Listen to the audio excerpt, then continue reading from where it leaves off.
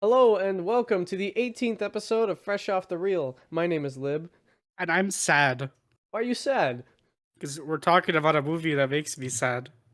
Well, by the time this comes out in 2 days, it'll be Valentine's Day.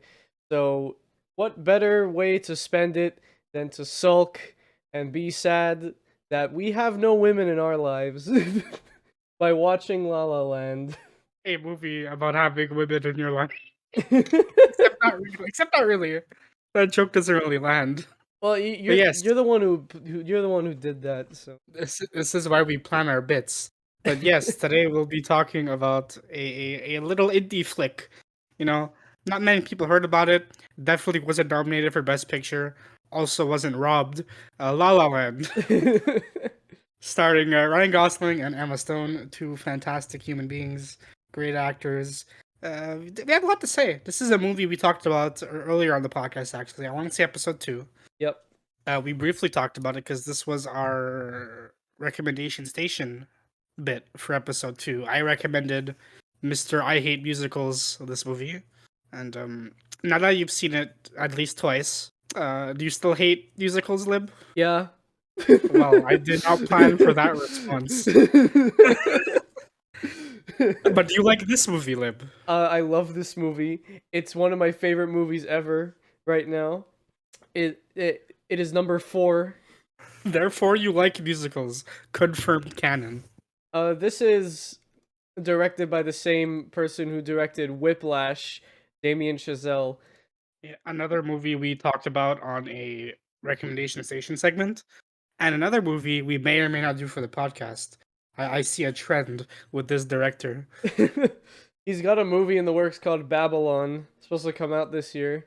Hopefully, it doesn't get delayed like everything else. I just got some news that Babylon just got delayed. Whoops. Oh, did you actually? No. Imagine Hold live on the recording. Hold on, Babylon. Now we have to check. Is this information outdated? Who knows? Okay, it's still coming out. Oh, Brad Pitt's in it, and Margot Robbie. We may or may not cover it when that comes out. As if that movie is anything like these, well, the two we did talk about, that movie is gonna be a banger. Tobey Maguire. He's a producer. Oh shit. Okay, yeah, no, Babylon's definitely gonna be a movie. Yeah, because if you don't like it, he's gonna put some dirt in your eye. Let's talk cinema. So, Pat, what did you rate La La Land? I think it's the same rating we had before if you watched episode 2. Yeah, if you watched our episode 2, both our scores are unchanged. Both our reviews are basically unchanged. We're just gonna elaborate further. I gave this movie a 5 out of 5. I would give it a 6 if I could. I think this is a podcast first for the main movie anyway. I think there's been a couple times where we gave the recommendation station a 5 out of 5, but this might be the first time a main movie got a 5 out of 5. Did you give Tick Tick Boom 5 stars? I don't believe I did. Oh wait, I gave Dune 5 stars. Oh, well, I guess you could insert the editor's note where I'm wrong. Hey, look, it's the editor's note that Pat was talking about, but it's not for something he said wrong, it's for something I said wrong, because I didn't give Dune 5 stars. I gave it 4 stars. Silly me. Though, later after that episode, I rewatched it, and I did change my score from 4 stars to 4.5. It's still not 5 though, but it's getting close to being 5. Once part 2 comes out, it probably will be 5. But in the episode, I said it was 4, and I never publicly said that I changed it to 4.5 or even 5. So, yeah. Well, there you go. Congrats, Pat. You didn't say something wrong this time. But yeah, podcast first for me. 5 out of 5. I love this movie. I watched this movie the year it came out. I watched it again after the Oscars that year. I've watched it like 4 or 5 times since then. I really, really enjoyed this movie. I bring this up to anybody who I'm trying to recommend movies to. This movie comes up somewhere on that conversation. I'm not a musical person, but this is one of my favorite musicals and one of my favorite movies ever made. I love it. I cried. I still cry. Watched it like 18 hours ago. Yeah. thought about crying. It's been a time. But yeah, this movie is great. I would recommend if you haven't seen it, watch the rest of the episode because I want the view time. But then go watch the movie. Yeah, I also gave this 5 stars, of course. I don't like musicals. The reason being they're weird. I don't like when people start singing in a movie. If I like wanted to watch people sing, I'd watch like a music video, you know? Right. Yeah. I for some reason ever since I was a kid, whenever like people would start singing in movies or even in animated like Disney movies and stuff like that, when they would start singing, I'd be like, "This is weird. This is awkward. Why am I listening to this? Does this have to do with the story?" Yes, because major plot points are in a lot of Disney songs, anyways. Yeah, musicals tend to do that musical thing that like Lib was just talking about for the stories weaved into songs, but they also do have this is like weird and awkward. This is just a song for the sake of it being musical, right? I think this movie has one example of that where it's just a song sequence for the sake of having one. But overall, I think this movie does it really well at weaving what's going on into the music. Yeah, and We'll that's talk that about song we're talking the one. about. Yeah, that's We'll that talk about the one because we're gonna go through all the songs probably, or at least most of them in right. order of appearance, and it's the first one. So we'll talk about it.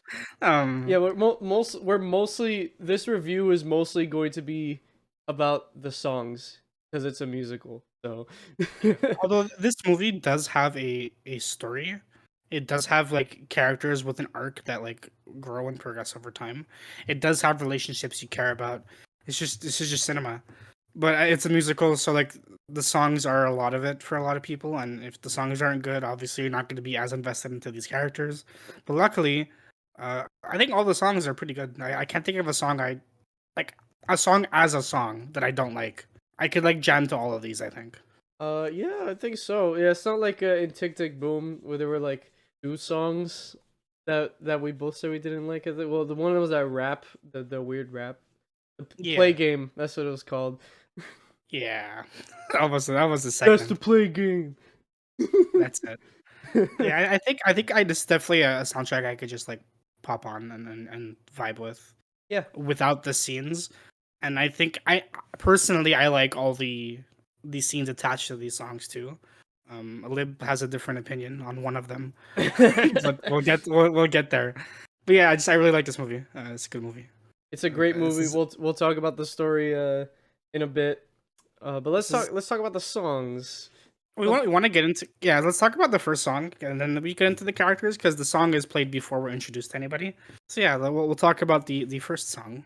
It's so called Another Day sorry. of Sun. It's called Another Day Yes, of Sun. exactly. It's the one song I don't like. It's by the whole cast. Like everybody's involved. We're not introduced to Mia and Sebastian yet, but they are in this performance. I like the song a lot, actually. Fuck you. I like the song. I think it's very poppy and funky, and I really like it. I think it's a good establishing scene for like what the movie is or what the rest of the movie is.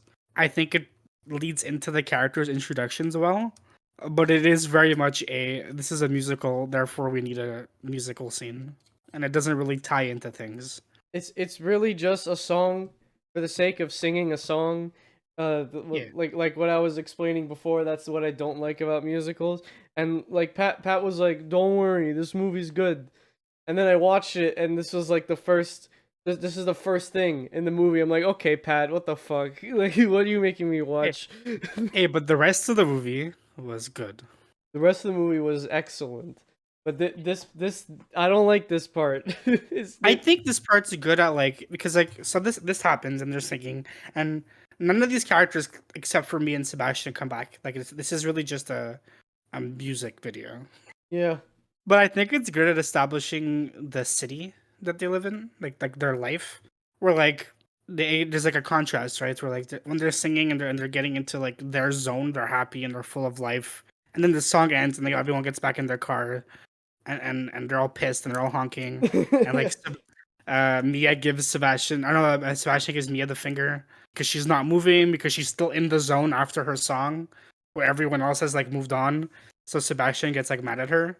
I think it's like a good way to show business in this city in this world that I mean it's a real place. Yeah, it's Hollywood. Like, Hollywood. It's a real place, not a like the world of the movie. It's good at like establishing how the world is and how the characters are and how they interact with their life and how their jobs interact with their life. Speaking of the world of the movie, this movie does a great, like, I don't know the word for it. I was gonna say juxtaposition, but I think that's the wrong word. You know, what actually might be the right word, because in Mia's head, she lives in the 1940s. Like, I think every character like pretends they're in the 1940s, and there's like a big, like, that like aesthetic of like the Roaring Twenties and the 1940s and whatever. And then you get pulled back to reality. You're like, oh wait, this movie takes place in the present day, and there's cell phones and shit. And everyone dresses very, like, well, everyone dresses in like old timey clothing. Whenever Hollywood is romanticized in movies, and it's that era, right? It's never like modern day Hollywood. Modern day Hollywood sucks. It's always like the 40s, the 50s, the 60s. Like it stays in like the 1900s for the most part when people are romanticizing Hollywood. That's just a trope, and I think I like it a lot personally. I think it's done very well here. Not that it's like focused on really. It's just it's Mia's quirk. Her whole shtick is she wants to be like her aunt who was an actress in the 40s, and she wants to make it big like her aunt. So that's why she is the way that she is.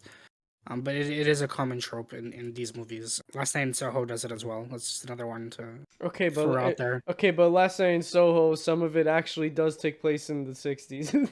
Or does it? Ooh, have to watch the movie, Libertino. You don't know that. But it's funny I mentioned Last Night in Soho because we were watching it yesterday. There's a shot near the beginning of the movie, like back at like when Mia goes home and she comes out of the shower and like everything is steamy, and she's looking in her mirror, and that's exactly like a shot in Last Night in Soho. But yeah, anyway, Maybe Damien Chazelle and Edgar Wright need to have a chat. yeah, maybe we should do Last Night in Soho someday. Maybe. Forehead. But yeah, that's the first song. Yeah, so then like the actual movie starts. We get introduced to Mia and Sebastian. So let's talk about them. What do you think about Mia and Sebastian as characters? Like Pat said earlier, Mia's an aspiring actress because her grandma was an actress. Her aunt, not her grandma. Her aunt, sorry. Watch me be wrong. I don't know, Hold on. man. I don't know. I think it's her aunt, but yeah. Yeah, so she works at a coffee shop on a movie set, so she's like surrounding herself with celebrities and all that jazz. Get it? Yeah. Yes. Yes. She's really like ingrained into the culture. When we're introduced to her, she is a struggling actress, but she's working at like as a barista on a set, which probably like I think would be really cool, and the guards start to suck out like on day 3 of the job. Yeah. But I think for like 2 days, sick job, very cool. Is this gluten free? Yeah, I think like once the magic is worn off and you realize that celebrities are scumbags, the magic really wears off. When you come back from La La Land. So and then Sebastian, he's a jazz player and he wants to open his own jazz club because he likes jazz. Yeah, he's also a struggling artist. We have 2 struggling artists as our protagonists. Yeah. I wonder what shenanigans they'll get themselves into. I wonder. Before we're introduced to Sebastian, we have another song to talk about. Oh yeah, this is my favorite song in the This is movie. it's one of my favorite songs. It's called "Somewhere in the Crowd." It's sung by Emma Stone, who we did not mention, but Emma Stone and Oh, Ryan Gosling. Ryan Gosling both learned how to sing and dance for this movie. Ryan Gosling even had to learn how to play the piano for this movie. Yep, they do a really good job, I have to say. I mean, I know they're actors, so they have background experience in a lot of this stuff already, just from years of being in the industry. But I think for quote unquote amateurs, they both do fantastic in this movie. Yeah. especially like the dance choreography. I think like if you told me they were professionals, I'd believe you. But yeah, we get someone in the crowd sung by Emma Stone, and her three frat mates who I don't remember the names of, and they never come up again, so it does not matter. Do they have names? They do. Kaylee Hernandez is the actress. I don't know if they're named in the movie. I don't know, but they only show up twice. Yeah, they show up in this scene and they show up in like the party scene that comes after this. Oh, They have a little song and dance number because they have to get ready for a party where they're gonna meet a bunch of Hollywood executives. and have sex with And them. yes, and I quite like this song. So this song's all like is very bubbly and happy, except for like near the end. But this song is about going to like A party Hollywood to Hollywood impress. parties to have sex with producers so that you Well, could it's not become an exactly to actor. have sex with Yes, them. It's that's what just it's about. That's what the song's about. no. Listen to the It's you lyrics. have. No, I know, but like it's not that explicit. This movie's for families, Lib. Are you sure about that? They're trying to seduce executives so they could get roles in movies. See, yeah, that's And literally what I said. and I use that different S word. Sex.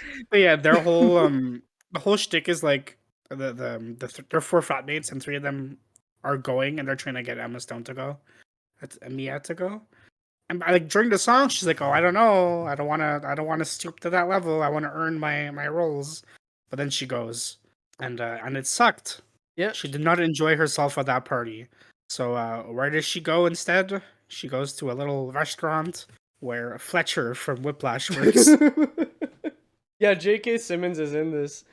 Yeah, he's in this movie for like maybe 5 minutes. It's weird, but it was cool to see him. He needs pictures of Spider-Man. I wonder if that was a reference to Whiplash. I mean, Like, I wonder if he got J.K. Simmons just to like be in the movie, just as like it's not Fletcher, but yeah, like no, just as a in little this cute, movie, his name is Bill. yeah, but like just as a cute like, oh look, it's the same actor. They're doing that in Emma Stone's in Babylon. Yeah, it could be like his thing. You know, Quentin Tarantino has has his thing, and this is this dude's thing. Quentin Tarantino really likes Brad Pitt. Yep, and he really is focusing on people's toes. It's like what Tim Burton with Captain Jack Sparrow. I forgot his name. Johnny Depp. You know what? I was forgetting his name too, and I'm happy you remembered because I could see his. I was gonna say, I can't make that joke on this podcast. Oh. I was gonna make a joke about another celebrity Yeah. who's in who's in Aquaman, but anyway, We can't mention their name, or else yep, we'll get banned. we'll get banned from the internet. Yeah, Anyways, moving on. yeah. She goes to this restaurant where Sebastian is playing, and he this is where he plays me and Sebastian's theme for the first time, right? Yeah, so me and Sebastian's theme is well, it's a theme song for La La Land. Yeah, but it's Uh, just called me and yeah, Sebastian's it's called theme Me and officially. Sebastian's theme. Yeah, that's why we're calling it that. We didn't forget the name. It's just literally called that. It's by Justin Hurwitz. It's a nice, soft piano piece, and I love it. It makes me cry. Apparently, the movie loved it too because they play it a lot. Yeah, a friend of ours needed us to say this. So they play it 7 times. They play it a total of exactly 7 times in the movie. You're welcome. You know who you are. But anyways, it's a really good song. The first time we hear it, Sebastian's playing it on the piano when he's supposed to be playing some Christmas music that Fletcher is very angry that he's not. I'm gonna keep calling him Fletcher. Yeah, same. I'm not gonna. I mean, he's in like one other scene in the movie. It's not a huge deal. And then Sebastian gets fired because Fletcher's like, you weren't on my tempo. And you didn't Literally, get me yeah, pictures yeah. of Spider-Man. He didn't get me pictures of Spider-Man to put on my tempo. What does he actually say? He's like, you have to play the script or whatever. The set playlist. The set You have to list, play yeah. the set playlist. Yep. But so that gets Sebastian fired, but it gets Mia and Sebastian to meet again. They are Ooh. reunited. So it happens a lot where they just bump into each other very randomly. I guess you Yep. could say that they're in La La Land. Yep.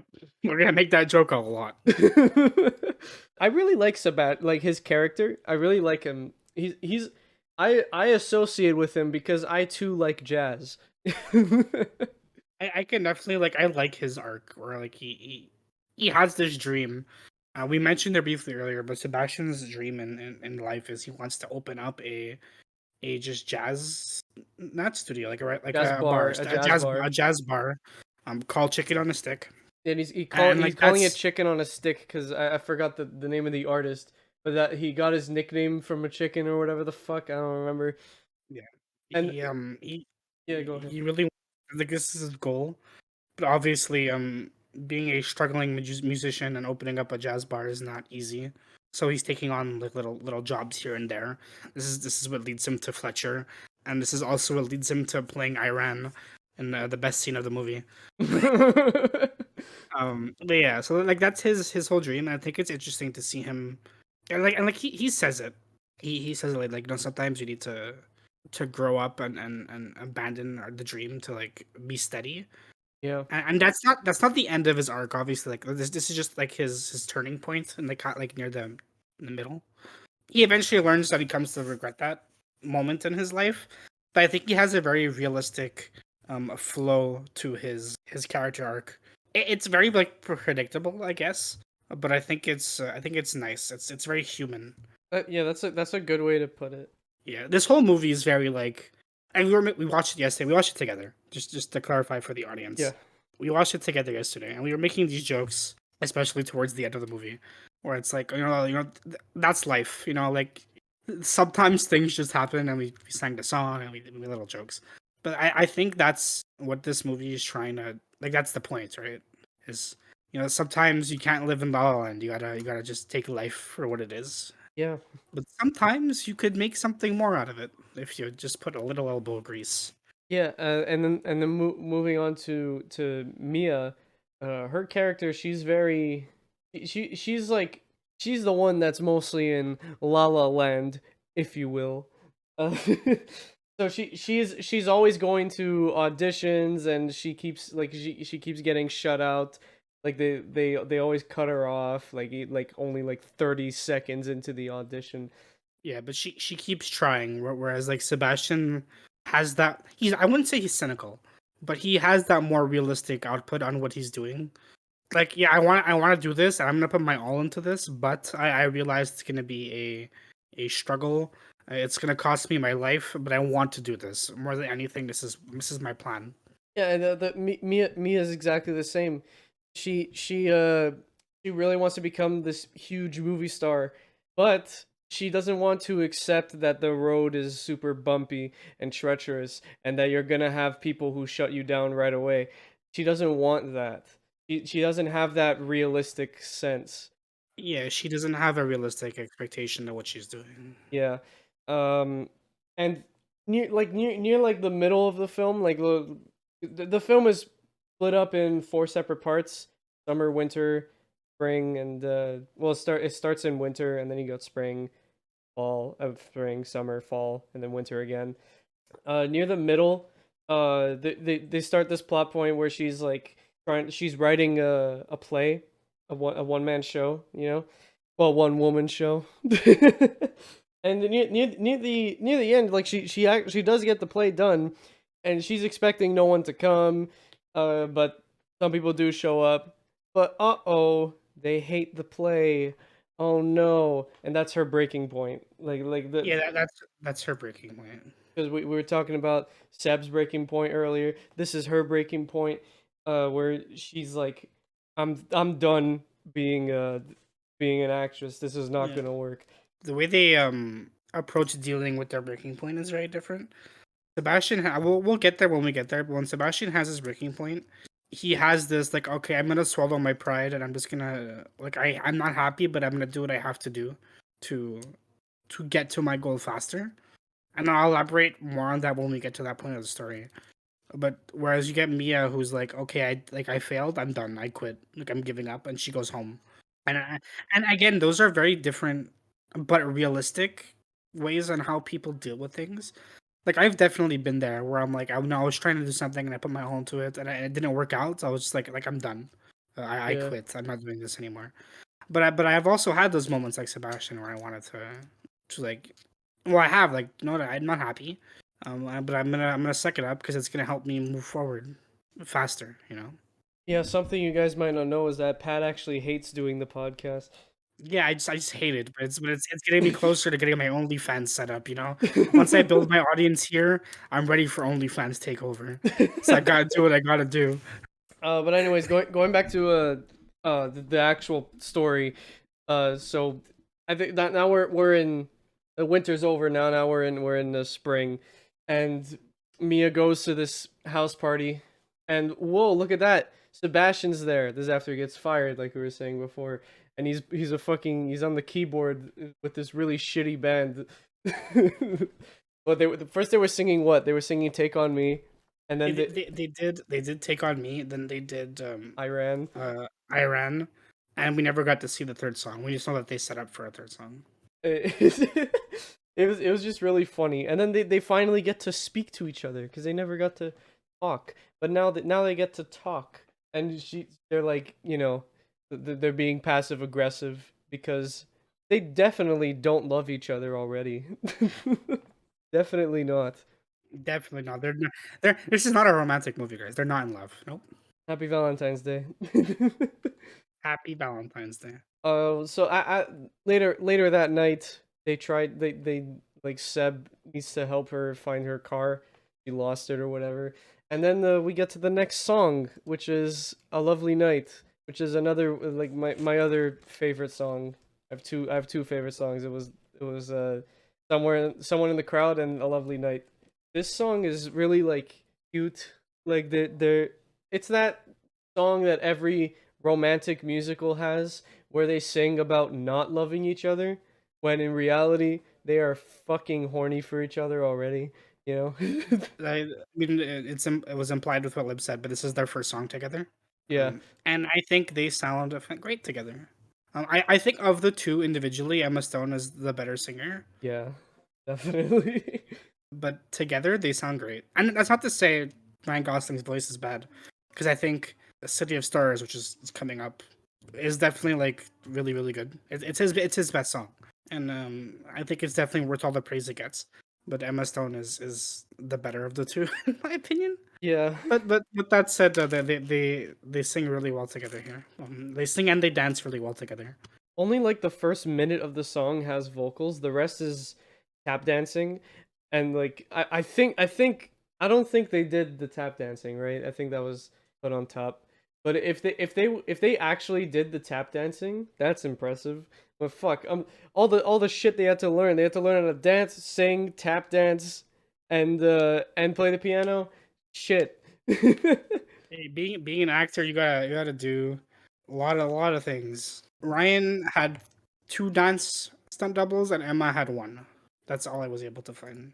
Speaking of acting, because Emma Stone is playing an actress, like we were saying before, I just wanted to mention that like being an actor, and then you're playing an actor in a movie, and you're playing a bad actor. You know how hard that is. You know how hard it is for a good actor to act as a bad actor. It's one of my favorite tropes in these movies, where an actor has to play an actor poorly. It's just such a fun trope. Except Kristen Dunst, she's actually bad. Bazinga. Bazinga. I want to talk about something. I want to talk about The Office very quickly, just quick, because we all know what threat level midnight is if you like The Office. Threat Level Midnight's my favorite Bond movie. The entire cast of The Office, I would say, are all excellent actors, and they all play their roles perfectly. But then in Threat Level Midnight, these amazing actors have to act like bad actors when in the show they're already trying to act like normal people. So like and then you got Jim like with his laugh when he's playing like the golden face, the villain, and he's like ha ha ha ha ha ha ha. It's so good at being bad. Yeah. Like let's say you said, right, like they're already acting like normal people, so they have to like downplay their skill. But then in that scene they have to act like normal people acting poorly. intentionally. and So and uh, like, and Emma Stone has to do that in this movie, and she does a really good job, at like being an amateur actress. When at least in my opinion, Emma Stone is a very good actress. Please notice me, Emma. she sells it. She surely does sell it. Okay, so yeah, where were we? Oh yeah, After a Lovely Night. That's right. Okay. Yeah. So a lovely night happened. This is when they first start like dating, kind of like this is when they first like actually meet and have a conversation and enjoy each other's time together. They start dating soon after this. Yeah, so then they Seb like takes her to a jazz bar later, and there's this great like this is maybe my favorite scene in the whole movie where Sebastian explains jazz to Mia because Mia doesn't like jazz. What? How can you not like jazz? That's just come on. Anyways, Barry B. Benson would be very angry at Mia. Mandatory B movie joke aside, Seb has to explain how like jazz is like almost 100% improv, and like the different instruments take over the other instruments, and like the song that plays. Anyways, I don't think that song is part of the soundtrack because I couldn't find it. I think that's Herman's Habit. Is that Herman's Habit? Yeah, because after a lovely night, the next song, unless I'm brain farting, is City of Stars. But Herman's Habit is in between them on Spotify anyway. So I think that's the song that's played. I'm not gonna listen to it right now because I won't hear you. But yeah, I'm Yeah, gonna assume it is, and if I'm wrong, whatever. whatever. I love this scene because he has to try to convince Mia that jazz is cool, and you know what? I think he does a great job. Whenever like someone doesn't know what jazz like why jazz is so good, I always like refer to that scene. I'm always like, you know, just watch this scene in La La Land and you'll get it.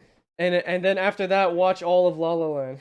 Yeah, update. I checked. It is Herman's Habit. Okay, nice. I'm the author's note this time, the editor's note. Anyway. Whoa. Yeah, I think this is a great scene of just because this is a thing. It's not just a music thing, right? It's like when somebody tells you they don't like or don't understand this thing you love, and you have this passion to introduce it to someone. We've all been there, right? And we all have this exact moment where we take them to an example of our favorite thing about this thing we love, and we try to put it into words. But there are some things you just need to see, you just need to experience, Yeah. and it works. It works for me. It works for me. I mean, I like jazz before, but like I was so invested during this scene because of what was happening. Because of we were watching Sebastian just like go full passion mode about these artists just doing their craft and enjoying themselves. It's a really good scene. I definitely agree with Lib saying that like if people like, oh, you don't like jazz, I'm just gonna point them to this scene, Yeah. or I'm gonna point them to B movie. Debatable which one is better. And after that, Seb's like, we should go on a date, pretty much, to watch a movie or whatever. But oh, Mia forgot that she already has a boyfriend. Yes, it's mentioned for the first time here, like 30 minutes into the movie that she's seeing somebody. Not that it matters because we see him like once, but yeah, he asked her out, and then she says no because she has a boyfriend. Um, wait, no, but No, she no, she doesn't. doesn't She say doesn't. no. She doesn't She say doesn't no. say no. She doesn't say no. She just tries to juggle it. Like she goes to on the date with her boyfriend while Sebastian goes to the movie that are happening at the same time. But like halfway through the dinner, she just gets up and ditches her boyfriend, and it's like, no, I'm gonna go be with Ryan Gosling. Ryan Gosling is very handsome, and we're gonna watch this movie. But it's okay because Greg is never seen again. Yeah, only for one scene. And Yeah, and he gets ditched. and that scene just sucks because he's like his brother comes to town or something, and all he does is like rub it in their face on how rich they are and that they always go to trips and whatever with his girlfriend. Yeah, Yeah, kind of an asshole. So you know what? yeah. Good for you, Mia. It's she gets up and she leaves, and she goes to watch this movie that like her not her aunt was in, but her aunt like loved, and she wanted to watch, and it just happened to be playing at this theater. How convenient! I wish movies I wanted to see just happened to be in theater. Looking at you, the Batman. Yeah, I'm looking at you, the Batman. Can you come out a month early, please? Literally a month from now, the time of recording, I believe. Yeah, it comes out on March 5th. Yeah, so that happens. Then this is when they start dating, and we get like the summer montage. No, wait. You're forgetting the observatory, Oh, the you're right. You're right. I planetarium. am. I'm looking at the playlist. How am I? How did I skip that? So this is one of the best scenes in the movie. There's no dialogue.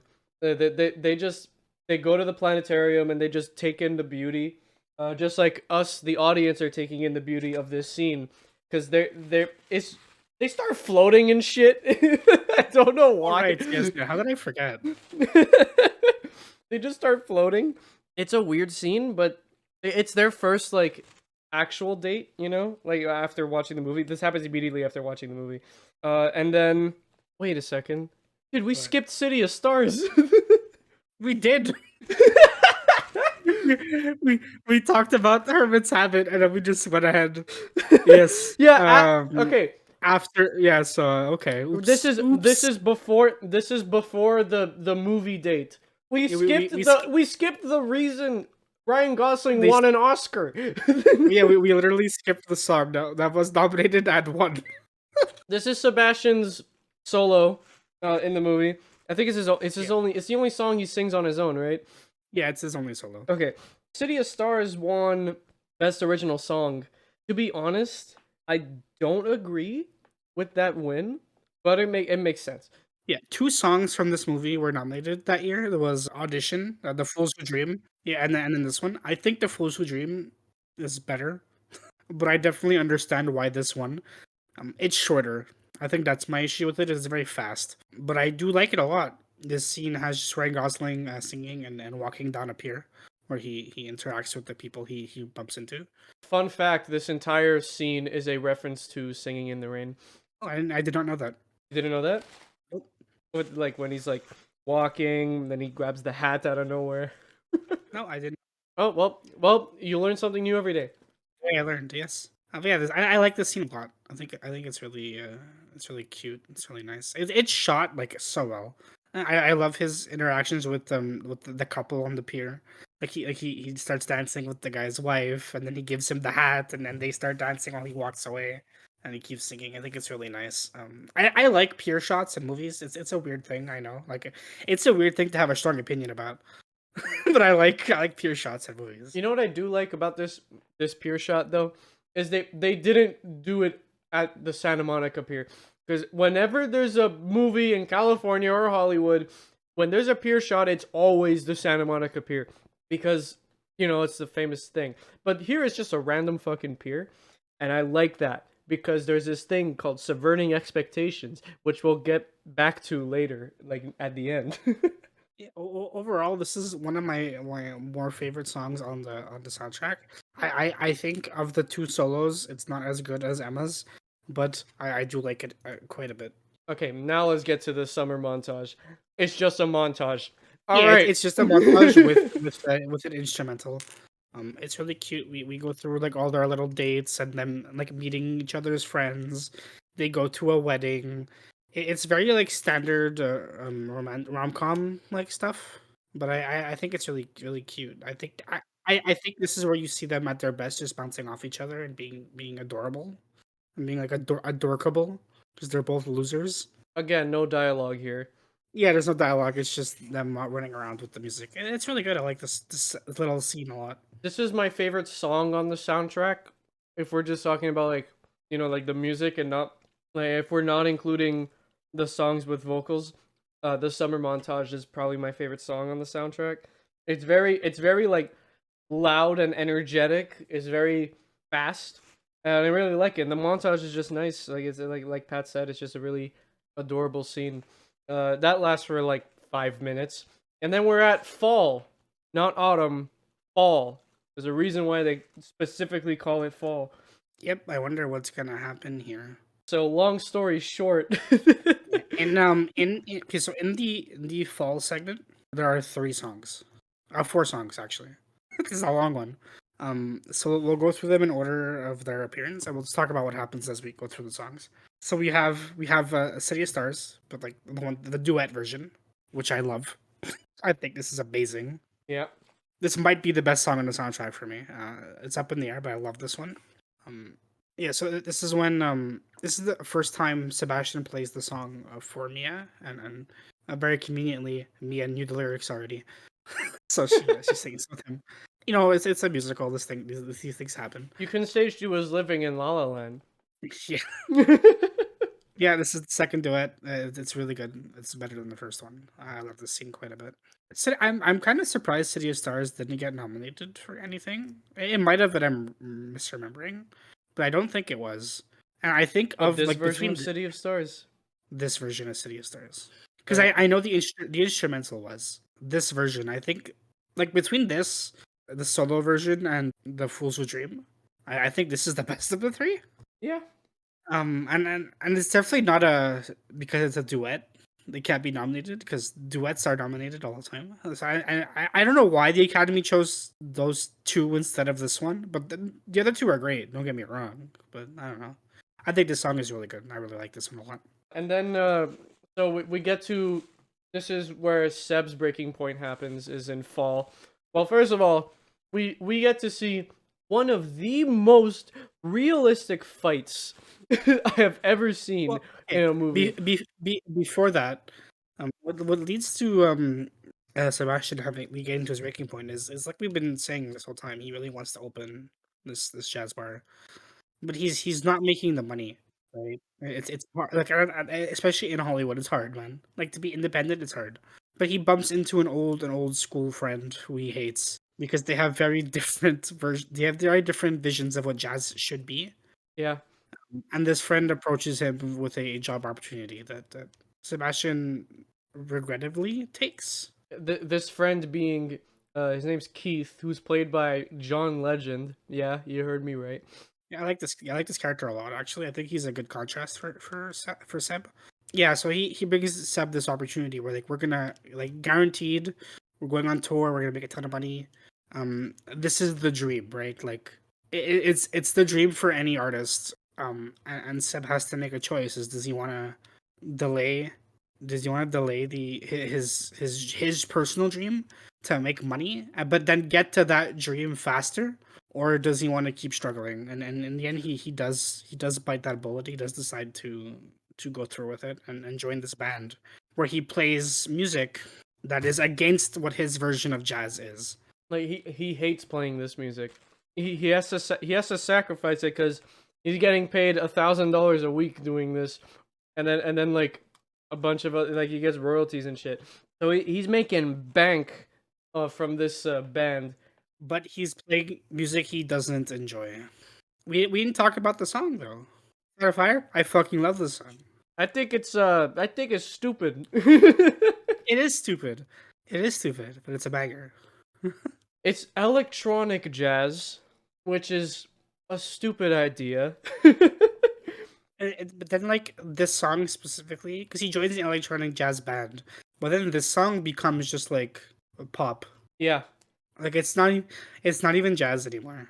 But I like the song on its own, and I like the scene. But it is like the turning point for Sebastian and Mia's relationship, where like he's not happy playing, and she knows he's not happy playing, which leads into what Lib was saying earlier about one of the most realistic fights in a movie that I've seen in a long time. I'll let Lib take over. Yeah, only rivaled by Marriage Story. The fight that they have is so real. It's so human, and it's deserved. Like Sebastian's kind of being a dick here, but also Mia's not being very understanding either. He's trying to do this like for them basically. Like he's trying to get the money to open Chicken on a Stick.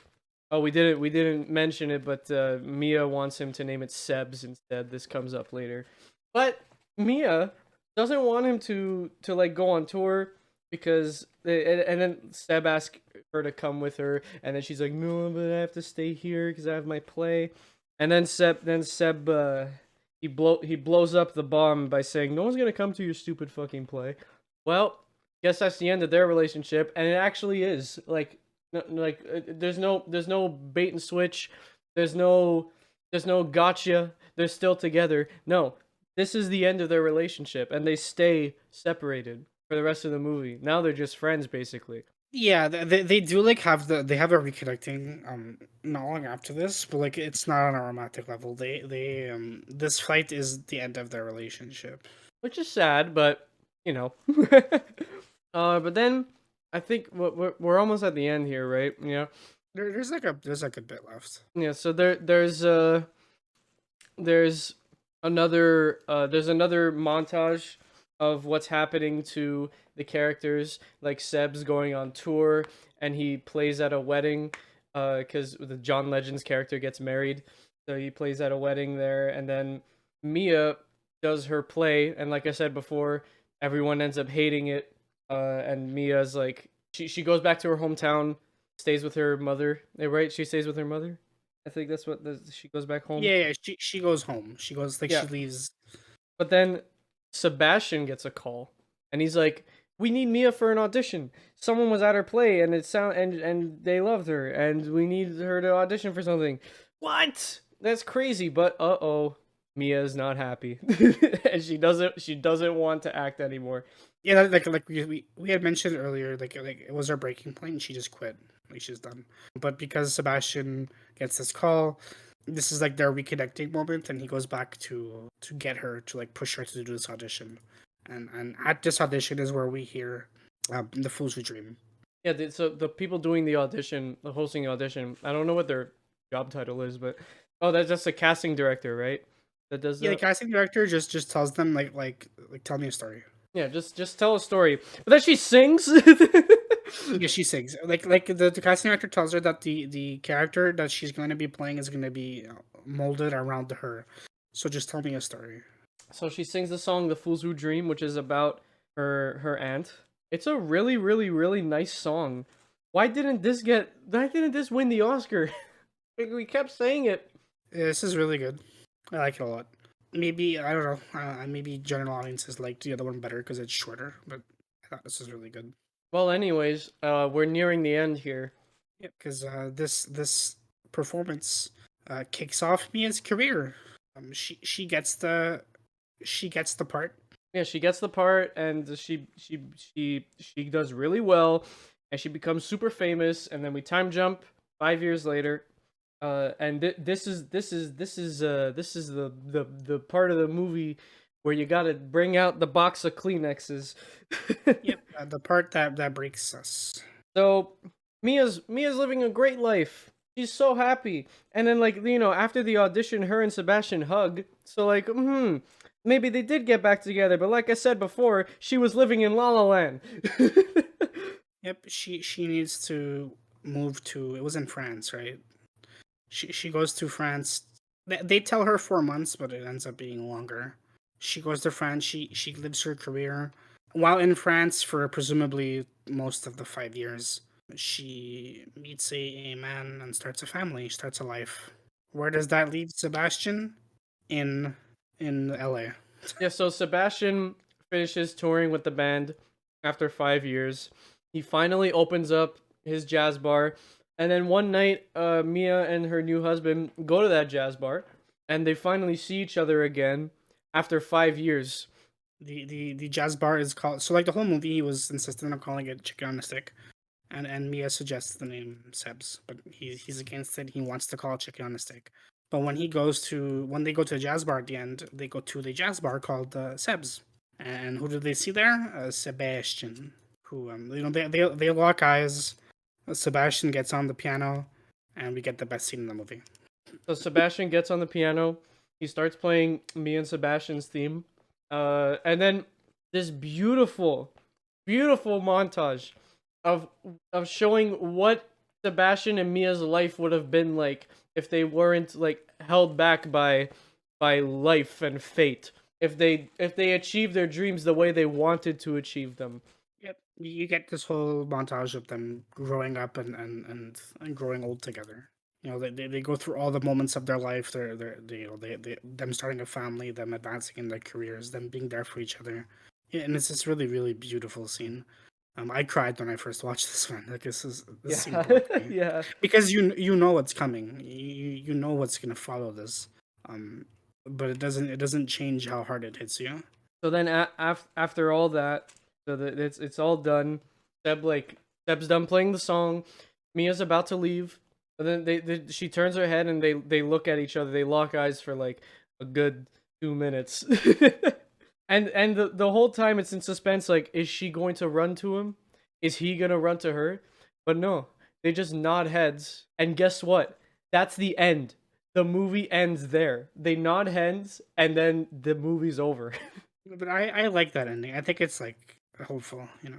That's the best. It's the best ending for any movie I've ever seen. Like you know what? Regardless of what happened, like they're content. It's not like she's gonna leave her husband. She also has a kid. Yeah, obviously she has a husband, she has a kid, she has a life, right? But I just that little nod, and that's the end. I that hit me hard. Yeah. Um, like I cried watching the scene, and then you get to that nod, and that's when it all hits you, and it's so good, man. It's such a good movie. You know, you can say that she was in La La Land. Yeah, that whole scene is literally them both in La La Land. Yeah, so why is it called La La Land? Well, it's a double entendre. Well, first of all, the way it's spelled, like if you go like the official title, it's all in capitals. It's supposed to be LA land because they're in LA, and this is how LA is. You know, this is how it is. It's real. It's a realistic depiction of what it's like to be an aspiring actress, or the aspiring artist. In Seb's case, but the other meaning is when you're watching this movie and you're sitting down and you're seeing this romance unfold and you're seeing everything happen with Seb and Mia, you put your brain in La La Land basically, because you want these characters to live a perfect life and you want them to end up getting together at the end. But it's that nod at the end of the movie, right before it cuts to the credits, right? That's what brings you back to reality. That's what takes you out of your personal La La Land, because you're like, this Yeah.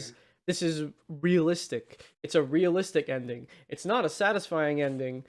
Well, to some people it is, but it's a realistic. It's the ending that you didn't want, but you knew was coming, because you put yourself in La La Land when you were watching the movie. It's such a good movie, man. 5 out of 5, Like man. 5 out of 5. The music's great. The performances are fucking incredible. This movie's so good.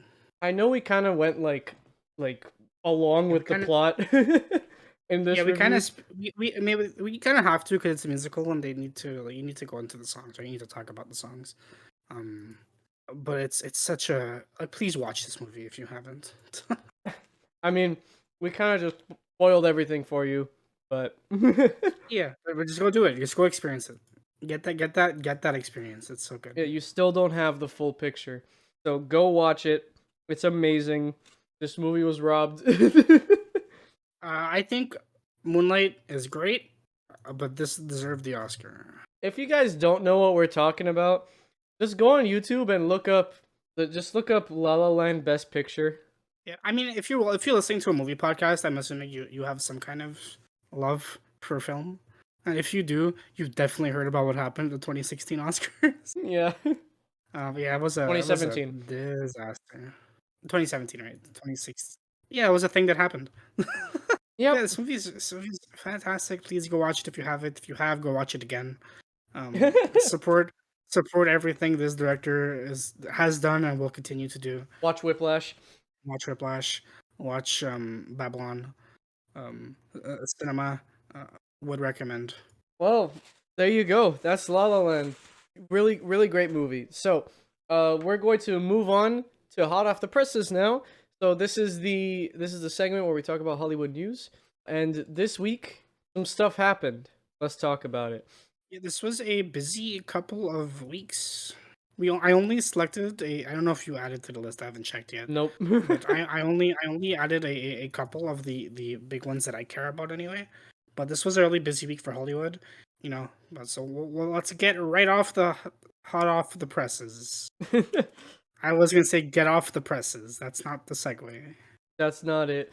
The Boondocks was supposed to come back on HBO, but it's not anymore. I heard about this, but I hadn't heard about anything about it in a long time, so I just kind of assumed it was dead. We got official confirmation this week that it is in fact dead. Which is kind of sad. I mean, I like the Boondocks. It was funny.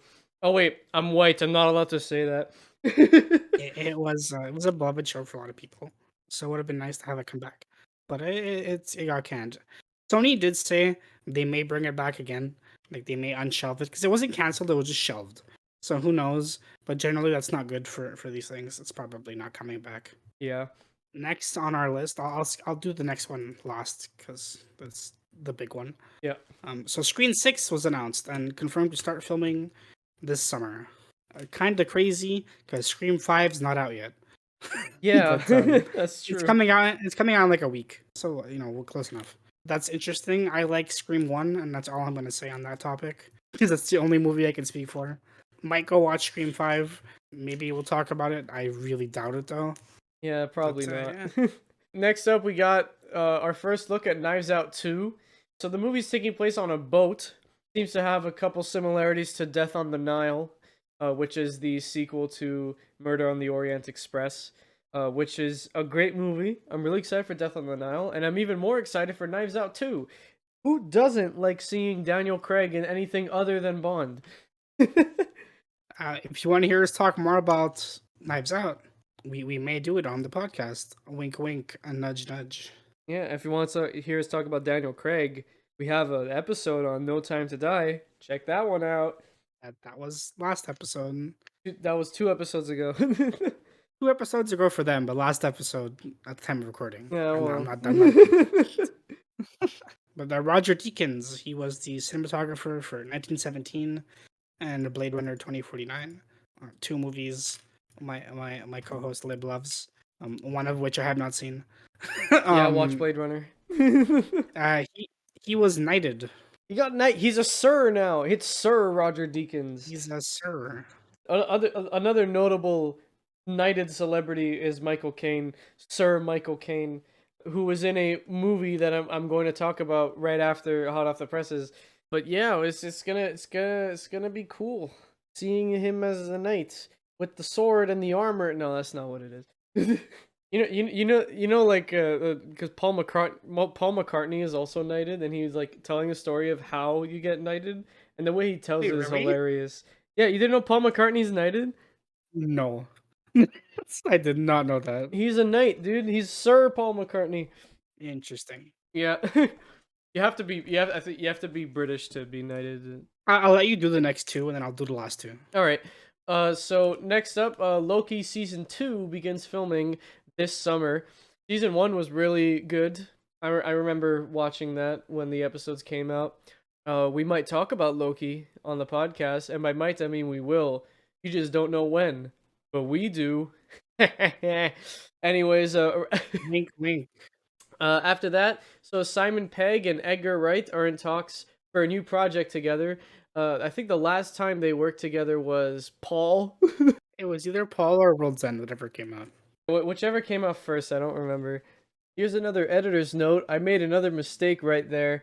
Paul had nothing to do with Edgar Wright. Like, that's not an Edgar Wright movie. It's from the producers of Hot Fuzz, I think. But Edgar Wright had nothing to do with Paul.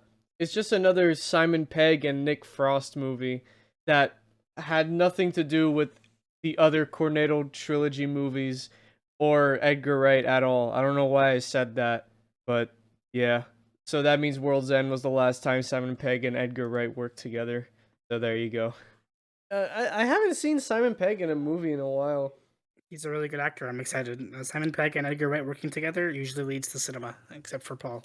Yeah, except for So yeah, I'm excited. Yeah. So for last 2, one I'm very passionate about, and I think it's stupid. So Dakota Johnson was cast as Madam Web in the upcoming Madam Web solo movie. If you don't know who Madam Web is, Madam Web is a all Marvel character, specifically a Spider-Man character. She sits in a chair. She does nothing. She has never stood up from that chair. She's never fought a villain.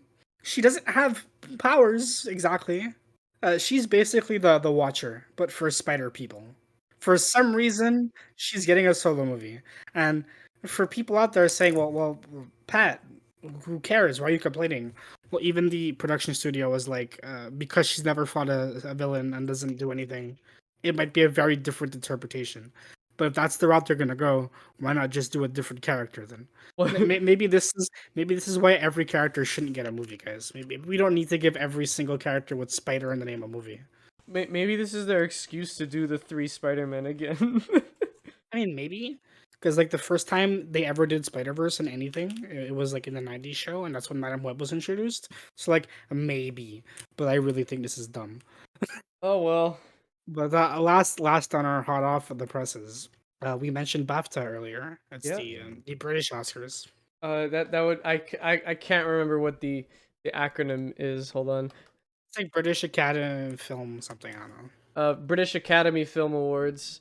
Okay. See, what's cool about the BAFTAs that the Oscars don't do is also video games can win BAFTAs. Yep, and they have their own like best British short film, best British film, like stuff like that. But they released all their nominees, and the only one I'm going to focus on is Best Picture because I think that's the big one. Right. Out of 217 movies, five were nominated for Best Picture. This is a pretty solid list compared to our list. I think we hit the nail on the head. Yeah. We have Belfast, Don't Look Up, which I think is not going to win Yeah. because it sucks. Dune, I don't think I logged it, but I did watch Don't Look Up. It's really bad. Dune, which will excite my co-host Lib. Yeah. Licorice Pizza, which I really want to see, and The Power of the Dog. So those are our 5 Best Picture nominees for the BAFTAs. If Dune wins, I'm doing a party. Yeah, that's it for hot off the presses. Yeah, there you go. Those BAFTAs, I don't watch them normal. I might watch this one to see if Dune wins. Yeah, I don't either. I just look up the results. I don't know how accurate they are, or at least how consistent the winners are between them and the Oscars. Oh, actually, there's one more thing about the BAFTAs. Lady Gaga was nominated for Best Lead Actress, Nice. and because she was nominated for Best Lead Actress, she's the first female actress, first actress ever, I think, to get nominated for every major film award for this category. Oh wow. And assuming she's also nominated for an Oscar, which I'm sure she will, for Wow. House of Gucci. Yeah, Lady Gaga's really doing all the side quests right now. yeah, she's literally side questing. Like Dwayne Johnson. Like, except one is better than the other, right? Yeah, obviously Dwayne Johnson. It's about drive. It's about power. Dwayne the Cock Johnson. So we have one more segment for you. So we're gonna move on to Backlogged, the segment where we try to clear out a backlog and recommend each other movies to watch. Last week, well, 2 weeks ago, Pat recommended me Tenet, and I watched it this morning when I was half asleep. And okay, watch this movie when you're awake, please. Yeah, this is not a good I'm half paying attention movie. This is really, really bad I'm half paying attention movie. But Pat, remember a couple episodes, like in the episode where Pat recommended me Tenet, if you guys remember, he made this joke where he was like, Tenet has CGI. And you know what? Tenet has CGI.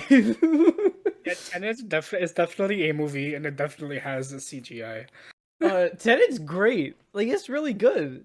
Oh, you liked it? I liked it. Okay. I liked it. What, you thought I wouldn't? I thought you wouldn't. I didn't look at your Letterboxd for this one specifically.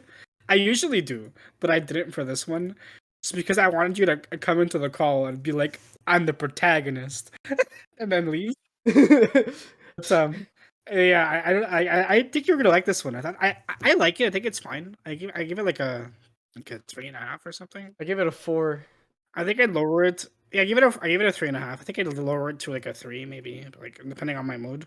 I think it's fun. I like Christopher Nolan. I think the CG is definitely a thing. This is a great addition to the Christopher Nolan tries to confuse you anthology. Fucking weird movie. Yeah, there's so many Christopher Nolan movies that's just like, I'm here to confuse you. Dunkirk, Yeah. Interstellar, Inception, Memento, Tenet, Insomnia, all those movies are like, hey, my name's Christopher Nolan, and I'm here to tell you how fucked up my brain is. Yep. Christopher Nolan really said, "I'm the protagonist." I'm the protagonist. Okay, I don't know why. Because it's not the delivery. Because delivery is like it's pretty like straightforward, right? But when I was in the theater watching this movie, I died laughing. I was so funny. The main character's name, his name is the The protagonist, protagonist. and you know what? Before that point, I never really picked up on the fact that he was never named until that point, and like his name is I'm the protagonist. I'm like, okay, dude. So Okay. after watching the movie, I did watch a short video essay about the movie where this guy was saying that Christopher Nolan purposefully did things wrong in this movie. Like he purposefully did things that bad movies would do just to throw off the audience. Yeah, the whole movie is it's weird intentional misdirection. It's hard to explain. You have to watch it. It's really good. It's like what it's sci-fi. Yeah, I'd call this sci-fi. Yeah, it's a time travel movie. It's sci-fi. Well, it's not really travel, more like time manipulation. Time manipulation. Yeah, it's really good. Like it's Christopher Nolan is probably my second favorite director. He always puts out bangers, and I don't think this is an exception. This is a great movie. A lot of people didn't like it apparently, I think yeah, it gets mixed reviews. I'm on the fence whether I think it's really good or really stupid. It's a bit of both. It's a dumb movie. but you know what? Tenet has the honor of being the first pandemic movie. So there you go. Yep. I think yeah, it's the first movie I saw out of the like during the pandemic in theaters.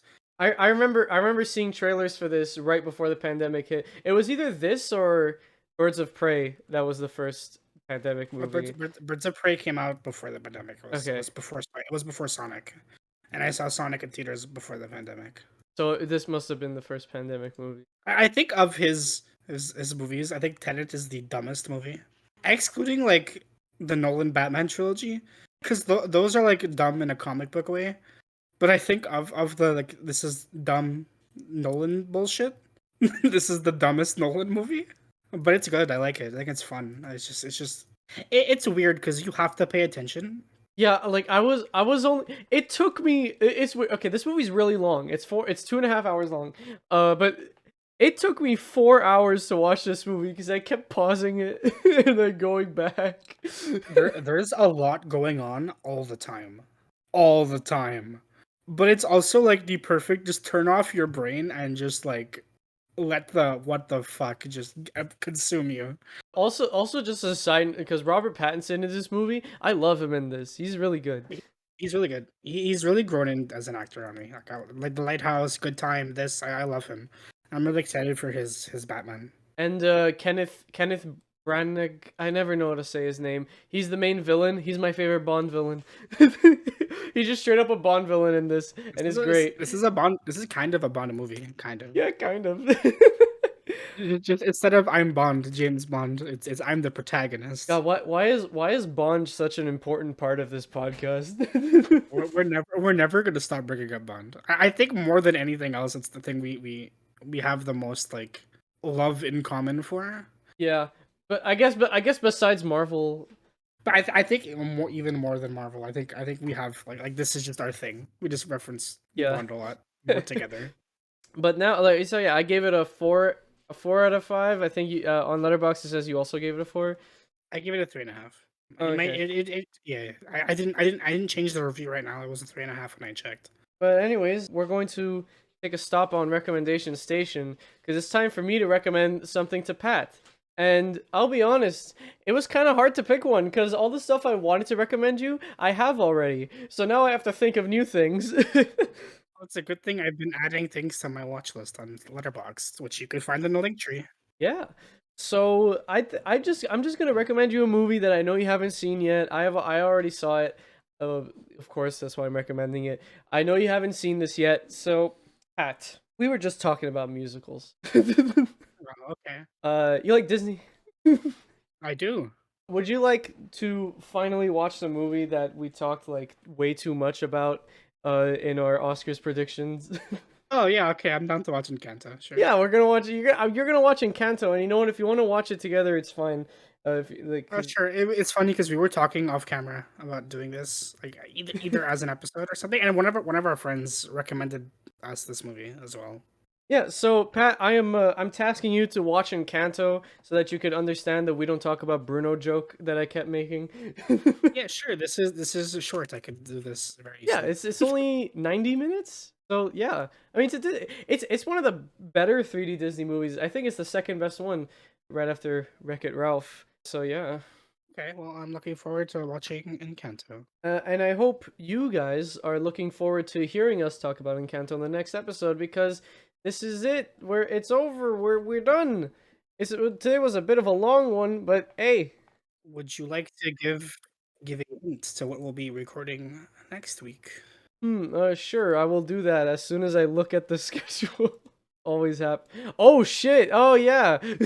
I'll do it. I'll do it. Yeah, go Next ahead. week we have a. I make this exact same fucking joke every time I introduce a movie. Literally every time. But next week we're doing a little indie flick. It's a Christopher Nolan movie, Yeah, like Tenet. like Tenet. It's related to a movie coming out that we mentioned in this episode, The Batman. So it is a movie related to The Batman, directed by Christopher Nolan. Hmm. I wonder which movie it is. It might be Inception, or it might be Batman Begins. You'll have to come back next time to find out which movie it actually is. Well, leaving you guys in suspense like that really makes me want to end an episode. So thank you guys so much for listening. If you like this episode, check out the other ones because they're good, and you should check them out. Because why are you watching episode 18 first? That's kind of weird. But hey, I'm not gonna judge you. But you could find all of our episodes on our link tree at linktr.ee/fresh_off_the_real. At the top of that, you'll also find a form that you can fill out to recommend us a movie or TV show. And then we'll watch your recommendation and we'll do an episode of the podcast on it. We got a lot of recommendations in the last 3 days. This is true. Yeah. So keep them coming, guys. We love seeing your recommendations. On the link tree, you could also find our Letterboxd account so you can keep up with what we're watching. And you'll also find our socials where you can follow them for updates and other things like that. Also, memes. I started posting some memes on the Instagram. It's kind of funny. So go ahead and follow the Instagram if you want some movie memes. But with that being said, happy Valentine's Day. If you're a couple, you're lucky. You're not in a relationship, you're here with us. You know what? We're dating you now. The three of us are dating. We're in a relationship. This is non-negotiable. So you know what? We should go on a movie date because then we'll see you in a theater near you. Good night, everybody. Bye-bye.